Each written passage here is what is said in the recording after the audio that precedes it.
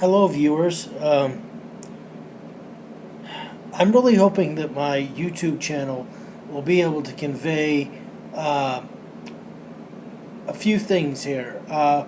One, I'd like to talk about the disability civil rights movement of the 1970s forward until around about now. I'd like to talk about the disabled advocates or disabled leaders.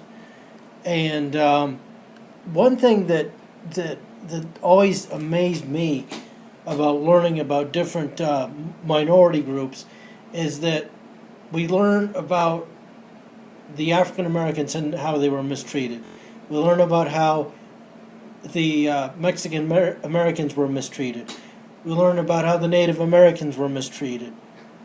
But we seldom hear anything about what the disabled population as a whole has had to have gone through.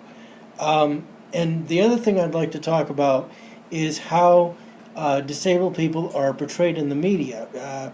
You don't really hear anything about that too much, and unless you don't in our general basically houses of education.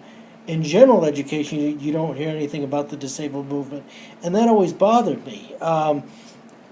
Unless you are a rehabilitation major, or you specifically go into a major where you're going to learn about that stuff, you don't hear within the core educational system, meaning that when you go to college you take core courses, you don't hear anything about the disabled movements of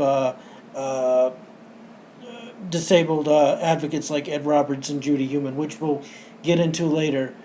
You don't hear anything about that, and that always bothered me. I mean, you learned so much about other minority groups. Oh, I forgot to mention learning about the women's movement, but you don't hear anything about the disabled movement very much. And we'll talk about that as time goes on. But for right now, this is just kind of an introductory video that's going to be talking about what I just mentioned. So, anyways, I hope that you will tune in, and I'll see you later.